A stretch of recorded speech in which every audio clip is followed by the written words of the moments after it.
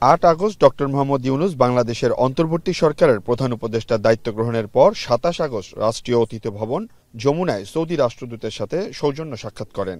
আলোচনায় উঠে আসে দুই দেশের সরকারই পরস্পরের সাথে সহযোগিতা অব্যাহত রাখবে। রোববার সকালে পররাষ্ট্র মন্ত্রণালয়ে আবারও সৌদি বাংলাদেশ সম্পর্ক প্রসঙ্গ। অর্থনৈতিক সম্পর্ক সংক্রান্ত এই সেমিনারে উঠে আসে রিয়াদ ঢাকা সম্পর্কে বন্ধুত্বের হাত বারবার ফিরিয়ে দিয়েছে হাসিনা সরকার। ব্যক্তি স্বার্থে এমনটা করা হতো বলে অভিযোগ জানান সৌদি রাষ্ট্রদূত। Aramco, as my brother said, came between 2016 and 2019 3 times to Bangladesh with high-profile delegations, but nobody received them. কেবল জনশক্তি রপ্তানিতেই নয়, বাংলাদেশে তেল রিফাইনারি কারখানা করে পূর্ব দক্ষিণ এশিয়ার বাজারে তেল রপ্তানির হাব গড়তে চায় সৌদি আরব, জানান সৌদি রাষ্ট্রদূত ইসা ইউসুফ ইসা আল দোহাইলাম। Will make a significant change, not only internally, but in the region.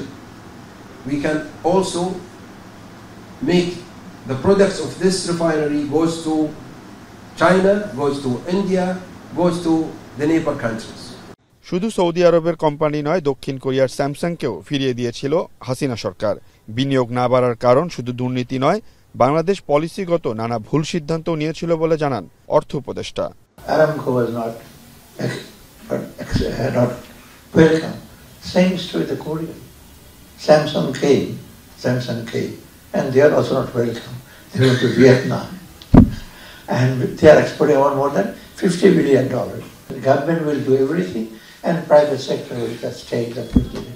Private sector has to be very competitive, efficient, and also perform their job, including regulatory regime and all that. That is very important.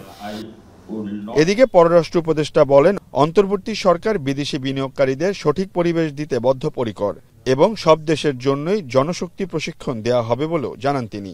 We need to do a lot of things at our end. Let us accept the reality that although we have been claiming for a long time that we have the most investor-friendly atmosphere, but then in practical ground that has not been the truth all the time. বাংলাদেশে বিনিয়োগ বৃদ্ধিতে অন্তর্বর্তী সরকারকে যে কোনো সহযোগিতায় হাত বাড়ানোরও আশ্বাস দেয় সৌদি সরকার। সিউল আহমেদ, এখন, ঢাকা। শিয়া বাটার ও ভিটামিন ই সমৃদ্ধ lily glam beauty soap. Lily, always beautiful.